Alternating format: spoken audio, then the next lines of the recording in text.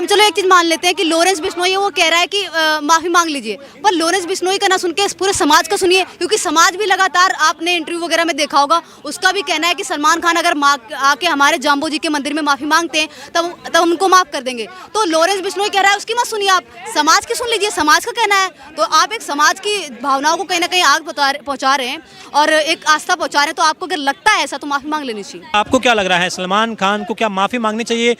काले हिरण के शिकार के मामले में? देखिए, माफ़ी मांग लेनी चाहिए जब 26 साल का मुद्दा है और इतने दिनों से चल रहा है, और बिश्नोई समाज जब कह रहा है कि माफ़ी मांग लीजिए और ये सारी, तो फिर वो बातें हो गई ना, एक तरह से बचाव करने वाली बातें हो गई। तो जहाँ तक कि पता ही है, जब केस चल रहा है, जब इतने सालों से चला था तो मारा था, तभी तो केस चला था, तभी ये 2 दिन तक की जेल में भी रहे थे, तो इनको माफ़ी मांग लेनी चाहिए। कह रहे अब जेल काट के आ गए हैं, कानूनन जो सजा मिलनी चाहिए थी, लोकतंत्र तरीके से जो सजा मिलनी चाहिए थी, वो भी लॉरेंस बिश्नोई की जब तक बात नहीं मानी जाएगी तब तक आप एक अपराधी के तौर पर हैं, आप गुनहगार हैं। अभी भी सलमान खान कह रहे कि भाई मैं कानून के हिसाब से सजा काट के आ गया हूँ। अब ये लॉरेंस बिश्नोई कल को तो कोई कुछ भी बोल देगा कि भाई मेरी भावना आहत हो गई है, मेरे पास आके माफी मांगो तब मैं माफ करूंगा, नहीं तो मैं कभी किसी दिन ठोक दूंगा। तो आप अपनी जान की जो है, हम एक चीज मान लेते हैं कि लॉरेंस,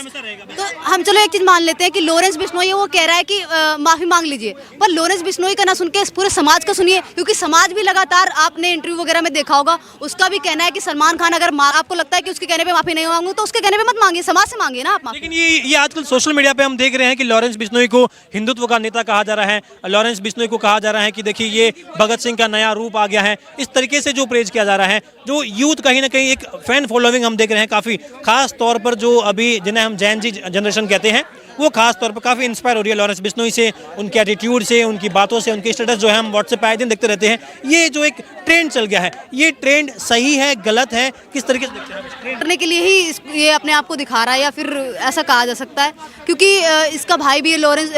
अनमोल बिश्नोई, देखा जाए तो बाहर रह के गैंग चला रहा है। और तो मेरा तो यही कहना है कि जो इस तरह की आप माहौल बना रहे हैं, लोगों को धमकी दे रहे हैं, तो ये कहीं ना कहीं गलत है। आप इस तरह से एक नाम दे रहे हैं लॉरेंस बिश्नोई के खिलाफ हो या फिर सपोर्ट में हो, मतलब मुझे नहीं पता है, लेकिन फिर भी अगर कल को जो पप्पू यादव जैसे सांसद जो है सुरक्षित नहीं है, उनको कॉल्स आ रहे हैं, हमें भी आ सकते हैं, तो फिर इसका मतलब ये नहीं, आगे आने वाले जो नेता लाखों रुपए लगा के भी फेमस नहीं हो पाते, ये फैन फॉलोइंग मतलब अपनी एक तरह से कहा जाए तो फैन फॉलोइंग बढ़ाने